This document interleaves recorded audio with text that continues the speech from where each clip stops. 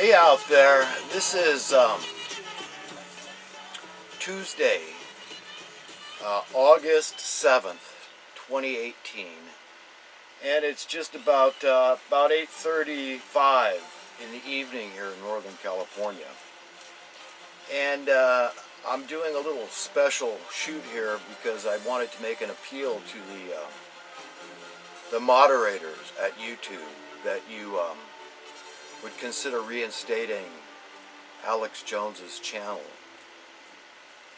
And I understand the ground by which you made that decision. There's been a whole lot of assorted vulgarities on the show, and I have probably been Alex Jones's worst critic. I've been a big supporter, but when he started using the GD term, I really got turned off, and I know it pisses off a lot of people.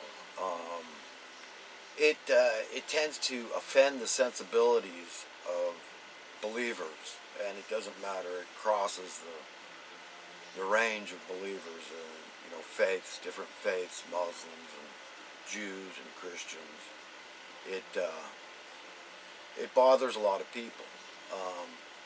A lot of people are better at shrugging it off and saying, hey, it's America, free speech, and people got to decide what words come out of their mouths of their own free will and accord. And so I have tried to what I consider talk some sense into Alex Jones through leaving comments on the YouTube, and now that it's not interactive, I feel like my speech has personally been subdued, at least because I'm watching parts of the show now on Twitter, and it's not nearly as user-friendly as YouTube is, and I really miss that ease with which I can pause the video, go down to the comments section, and speak my mind. And if you review my posts, you'll see that I have been critical to Mr. Jones over the years. I think he's wrong on a lot of issues, and the one that really bothers me the most is on economic issues. I don't think he understands how that's the root of the bigger problems we have in society. I'm talking social, political, and economic problems. And unless America can set the right example, the rest of the world's going to suffer, because America tends to lead the way for the rest of the world in these matters. So we've got to get our own act together. We've got to stop destroying the worth of our currency, believing that high housing costs are a good thing, for example, which of course leads to chain reaction, higher costs for everything. It's a no-brainer. Anybody can see why that is. It's just it's sad that so many people don't see the grave implications of just tolerating it year after year after year. Currency debasement through cost of living, tax inflation, and the mainstream media programs us to believe it's good because, well, it's equity in your property, and not thinking ahead to future generations. We've lost the majority of home ownership in California, and that disparity is growing as I speak. And it's a very sad state of affairs that getting into the middle class it's now like pulling a rabbit out of the hat. And a lot of people are really turned off by that. A lot of the upright among us, it really bugs them a lot. They don't like that paradigm. They'd rather take a vow of poverty and than to go out there and buy into this devour one another social Darwinism, dog eat dog, rat race, cutthroat system. It's madness. And anyhow, I do understand Owen Schroyer the other day in Berkeley. I mean, I was really enthralled with the prayer vigil that had just started when he got pulled away by demons, essentially, and went to rattle Satan's cage, in my estimation, and I left a comment accordingly. Millie Weaver, another one of Alex Jones's reporters, got on his case, saying it was really stupid to mock the Hitler salute, and she's a wise woman.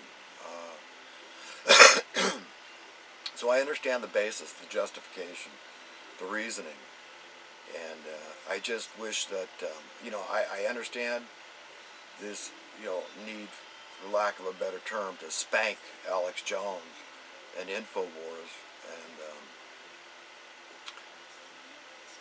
but remember, it's the audience that's really missing out, that we can't put our 2 cents in anymore as easily as we could before on YouTube, and try to correct Alex where he's not seeing the forest for the trees.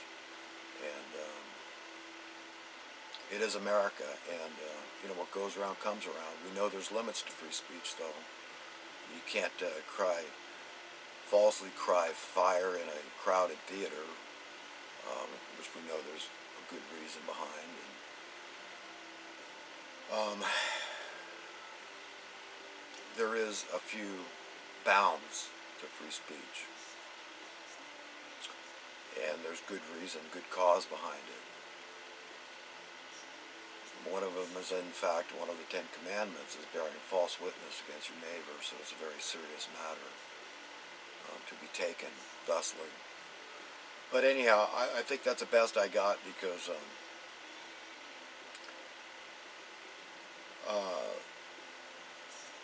I disapprove of a lot of the speech, and I've made that very clear, and there's no sense in going around in circles here, but that's the best appeal I've got, is just do it for the sake of America, and hopefully this allegorical spanking will help him to,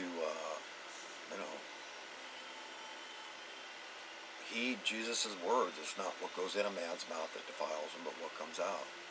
To read the book of James, chapter 3, on taming the tongue. And, understanding that with the tongue, we can either heal or we can harm.